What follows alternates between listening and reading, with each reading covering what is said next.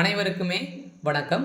சற்று முன் கிடைத்திருக்கக்கூடிய ஒரு மிக மிக முக்கியமான செய்தி ஒன்று வெளியாகியுள்ளது. சற்று முன் விமான நிலையத்தில் கட்டுக்கட்டாக பணத்தோடு சிக்கிய அமைச்சர் துரைமுருகன், இது மாதிரி செய்திகள் வெளியே இருக்கு.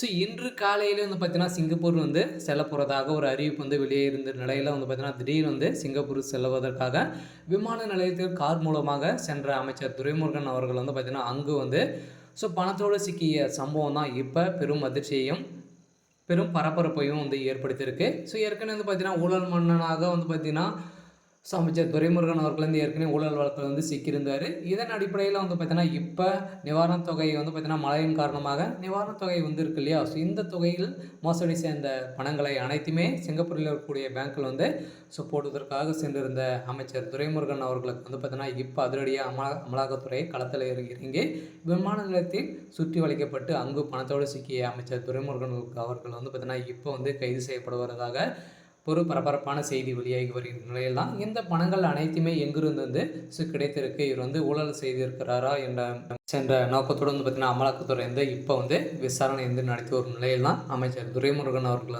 பார்த்தீங்கன்னா ஒரு கேள்விக்குறியாக சுமாரி இருக்குது. இதை பற்றி இந்த வீடியோவில் முழுமையாக பார்க்கலாம். ஸோ அதுக்கு முன்னாடி நம்ம சேனலுக்கு இப்போ தான் நீங்கள் முதல் முறையாக வந்திருக்கீங்க அப்படின்னா மறக்காமல் நம்மளுடைய சேனலை சப்ஸ்கிரைப் பண்ணிக்கோங்க.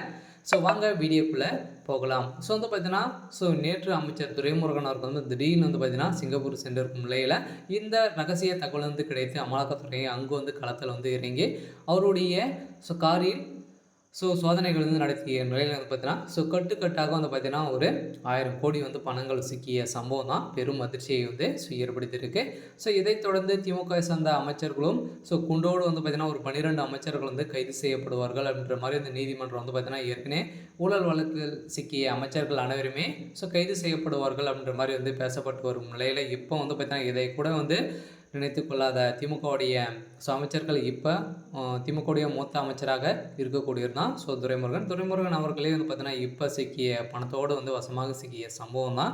இவருடைய நிலைமை என்ன ஆகும் அப்படின்றதான் ஒரு பெரிய கேள்விக்குறியாக இருந்தாலும் ஏற்கனவே பார்த்தீங்கன்னா சிக்கியிருக்கும் நிலையில் இப்போ அந்த வழக்கோடு பார்த்தீங்கன்னா இந்த வழக்கும் அமைச்சர் துரைமுருகன் அவர்களுக்கு ஒரு கேள்விக்குறியாக தான் மாறி இருக்கு. இருந்தாலும் திமுகவுடைய அரசுக்கு ஒரு மிகப்பெரிய கேள்விக்குறியாக மாறி இருந்தாலும் சென்னையில் பார்த்தோன்னா இப்போ பெரும் கனமழை பெய்து வருது இல்லையா. ஸோ இதைத் தொடர்ந்து சென்னையில் எந்த ஒரு அடிப்படையும் வசதியும் செய்து தராத திமுகவுடைய அரசு அனைத்து பணங்களையும் ஊழல் செய்வதற்காக மட்டுமே தான் திமுகவுடைய அரசு பார்த்தீங்கன்னா செயல்பட்டு வருது அப்படின்ற மாதிரி மக்களிடையே பேசப்பட்டு ஒரு நிலையில் தான் வருகின்ற சட்டமன்ற தேர்தலுக்குள்ளே ஒட்டுமொத்த கதையும் முடிய போகுது. இந்த பணங்கள் அனைத்துமே இப்போ சட்டமன்ற தேர்தல் வரப்போகுது இல்லையா.